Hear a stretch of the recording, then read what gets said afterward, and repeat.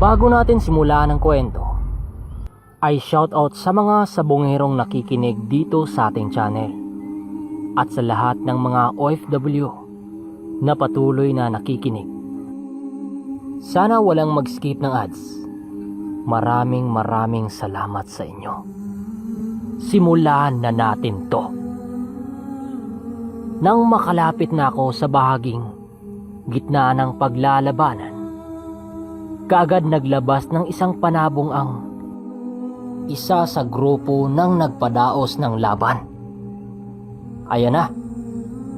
Tinanggal na ang saguba ng kalaban. Kaya ganun din ang aking ginawa. Matapos ibitaw ay kaagad umupo ang kalaban na para bang normal lang sa kanya ang laban na yon. Paglapag ng mga panabong ay hindi man lang nakapagpakita ng estilo ang kalaban na yon. Dahil nang magsangkaan pa lang sa taas, kaagad na itong tinamaan ng napakatindi. Pagbagsak ng dalawang panabong sa lupa, ay bigla na lang nangisay ang kalaban na siyang ikinagulat ng mga dayo. Napatayo ang isa sa grupo ng mga dayo habang tinititigan ang panabong na aking binitawan. Aba, kakaibang tao ang sumali ngayon. Magaling. Dahil sa nakita ko sa mga manok mo, bata, bibigyan ko ito ng 2 kalabang sabay-sabay. Kapag nalagpasan ito ng panabong mo, 3 parte ang makukuha mo dito ngayon. At madagdagan pa ito kung sakaling sasalang ka sa dumog. Wika ng isang lalaki na kaanib sa samahang yon. Habang nanatili akong nakatayo, hawak ko pa rin ang panabong. Matapos ang laban, ay muling naglabas ng 2 panabong ang mga dayo.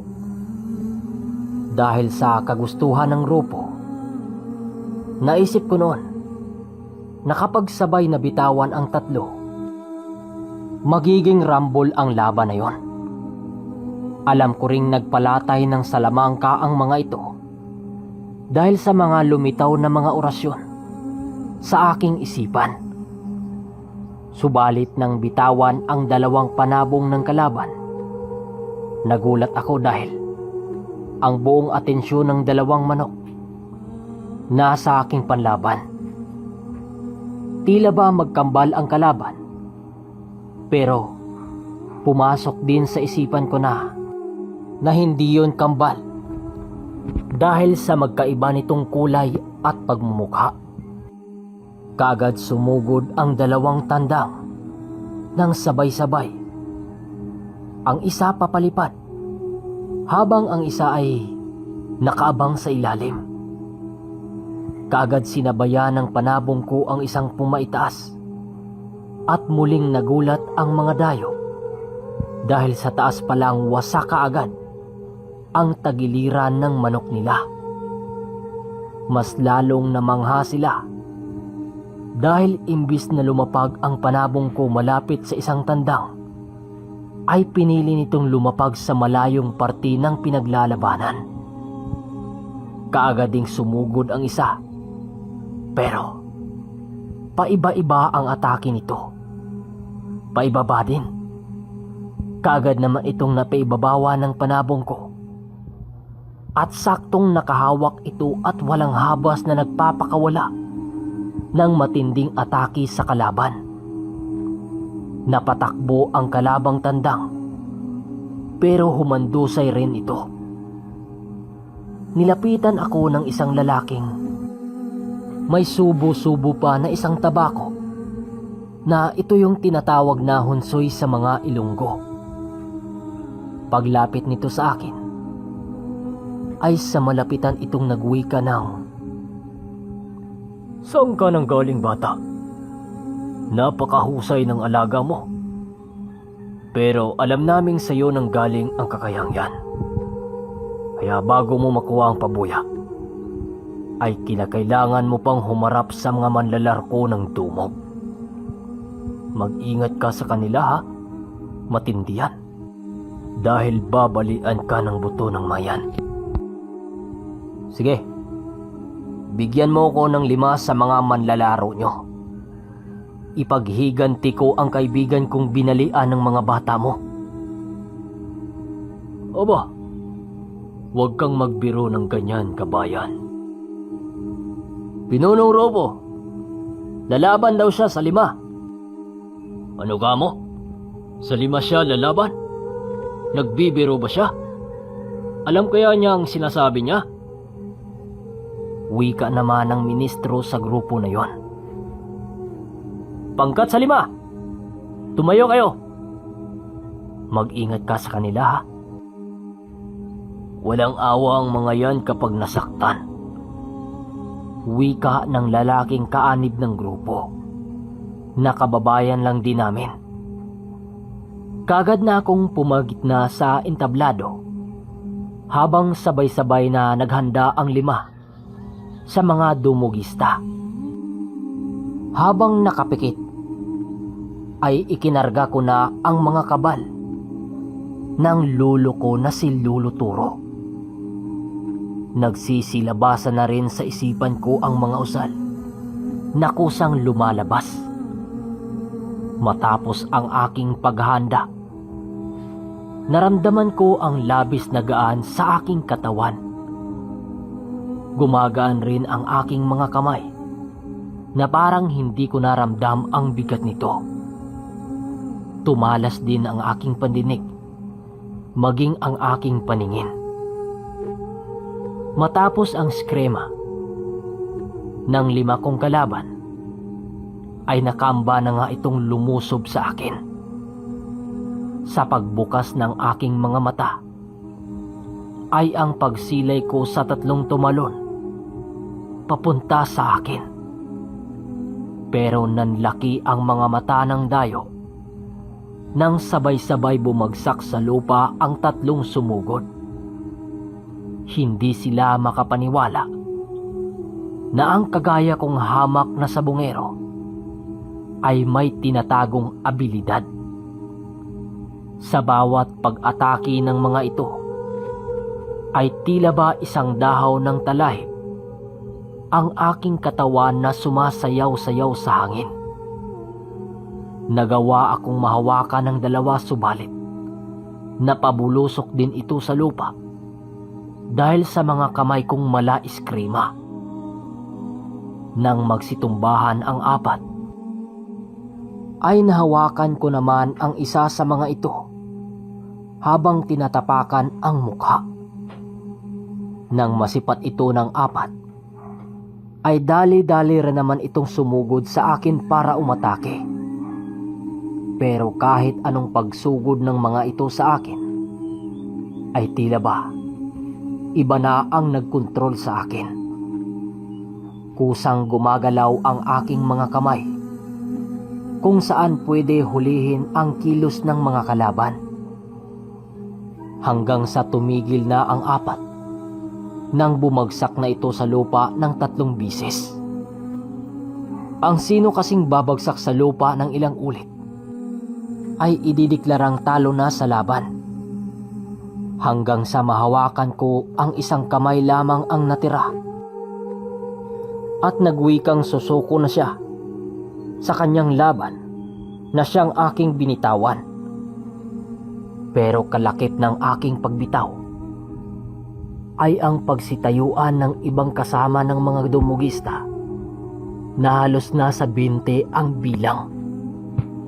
Akmang lulusob na ito sa akin nang biglang may sumigaw sa may gawing likuran ko.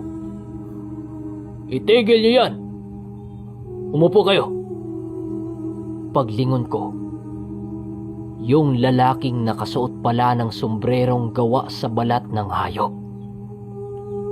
Ano ang pangalan mo, bata? At saan ka galing? Manok mo lang ang nakalusot sa mga alaga namin, ha? At saka magaling ka sa dumo. May kinibilangan ka ba? Pagwika nito, isa lang akong mamamayan sa lugar na ito at isa din akong sabungero. Sagot ko naman. At matapos kong magsalita, ay harapang binigay sa akin ang salaping nakabalot sa panyo at isang pitak ng gintong kasing laki sa hinlalaki ng paa ng tao. Matapos kong matalo ang 5, ay pinalabas na ako kasama ng mga bantay. Paglabas ko, ay naroon naman ang aking mga kaibigan, maliban kay Tuper. Pare, mag-ingat kayo sa loob. Kung hindi nyo kaya, huwag kayong magdadalawang isip na sumuko.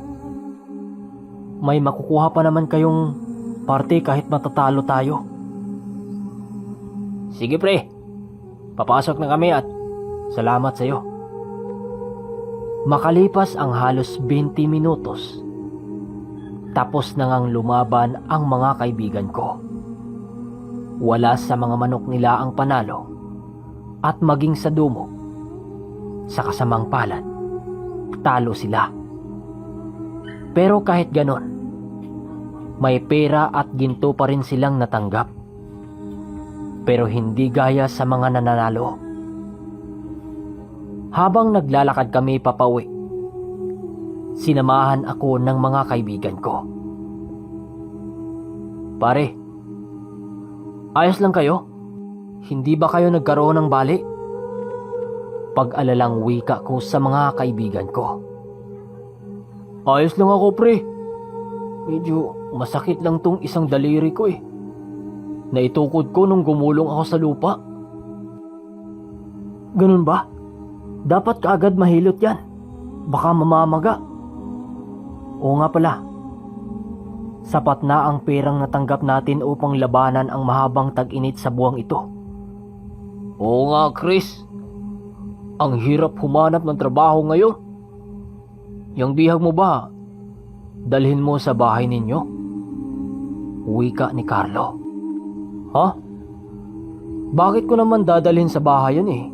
Hindi naman kumakain ng talunang manok si Lula. Alam niyo yun, di ba? Sagot ko naman. Eh kung ganon, ay paparisan natin yan ng tuba sa ibyok. Ako ang bahala sa mga Ricardos. Sagot naman ni Rex. Oo nga, mas maganda. Pero sana ayos lang si Tuper. Yun pa naman ang tagaluto natin. Nabalian ba siya? Hindi naman pero maraming pilay. Tsaka may malaking bukol yun sa mukha gawa nung nakalaban niya. Wika naman ni Carlo. Makalipas ang mga minuto ay ang pagdating namin sa aming tambayan. Nasipat naming nakabang si Tuper doon. Kaya dali-dali namin itong nilapitan at kinamusta ang kalagayan nito. Ayon dito, ayos naman siya dahil lahat ng pilay niya ay naibalik na sa dati sa tulong na rin ng manghihilot. Napanatag naman na kami sa aming kaibigan dahil kahit papano ay hindi naman ito nabalian sa laban. Nagpresenta pa nga ito na siya ang magluluto sa bihag naming dala. Dahil sa nakita naming kaya naman ito, pumayag na kami na siya ang magluto. Ako ang nagpakulo ng tubig at si Carlo naman ang maglilinis sa manok at ang kukuha ng tuba.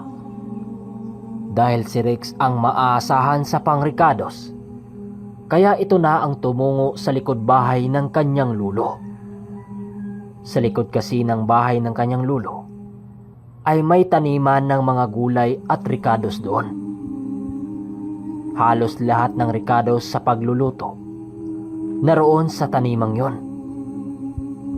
Pagbalik ni Rex ay may dala pa nga itong mga niyog dahil muli iadobo namin sa gata ang bihag. Hoy, Carlo! Nasaan na yung tuba na sinasabi mo? Bunga na wika ni Rex. Huwag kang mag-alala, Rex.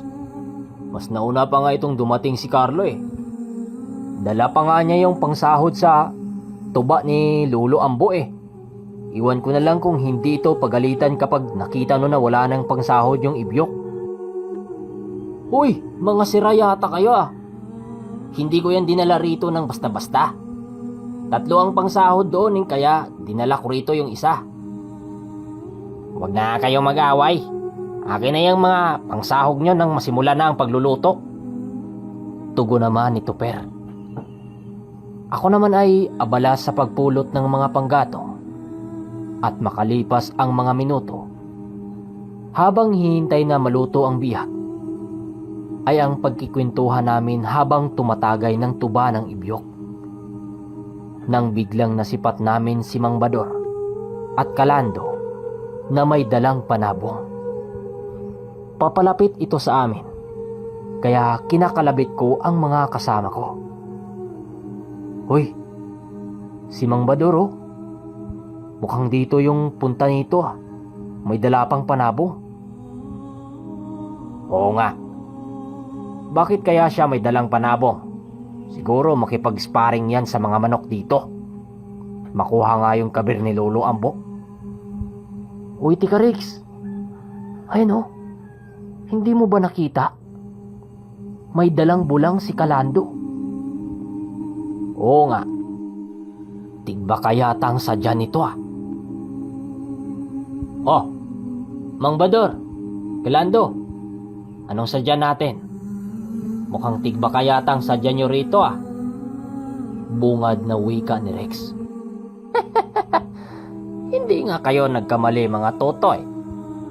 Yang tandang na nakabatog sa bato, sa inyo ba yan? Lalabanan namin yan ng sabong. Wika nito. Kaya nagsisitinginan sa akin yung mga kaibigan ko. Dahil akin yun eh. Ha? Kay Chris yan eh. Bakit, korsonada mo? Yon nga ang labanan ko. Yun daw yung nanalo sa palaro kanina.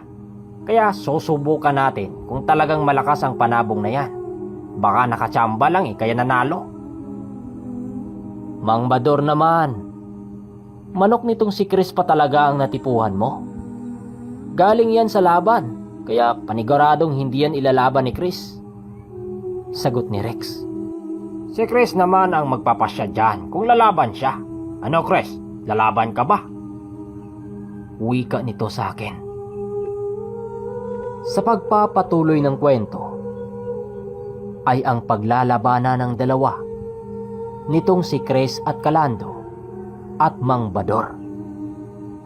So mga kaermitanyo, may nakalaban na namang mga sabongero sila Chris at yung tigbakay lang. Grabe no? Yung palarong dinayuan nila, si Chris ang nakalusot. Dahil ba yata to sa taglay niyang mutya o dun sa gabay ng lulo niya na dumapo sa kanya. So mga kaermitanyo, sa mga gustong magpa-shoutout, comment nyo lang sa baba para basahin natin sa part 14 o part 13